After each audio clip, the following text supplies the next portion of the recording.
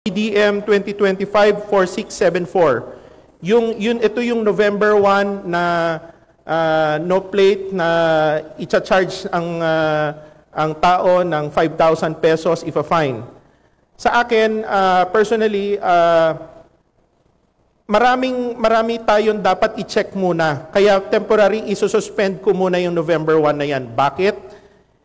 Hindi kasalanan ng ordinaryong tao kung ang plaka niya hindi na ibibigay sa kanya, tapos ifa-fine natin siya. Paano kung yung maliliit nagdi-deliver lang ng paninda, tapos wala pang nabigay na plaka sa kanya, di hindi siya maghahanap buhay, magrerenta siya o sa iba ang gagamitin niya.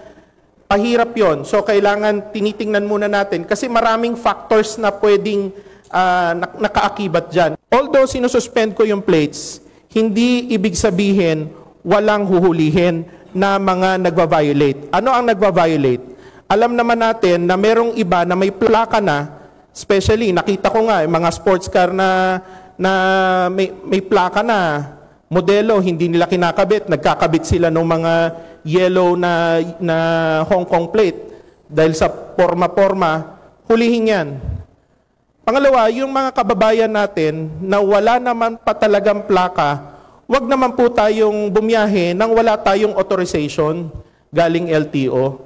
Gawa natin ang paraan na madali namang kumuha sa mga district offices, kumuha na tayo ng authorization. Pero yun nga sinabi ko, pansamantala, isususpend ko muna yon, pero make sure na may dala-dala kayong authorization galing sa LTO.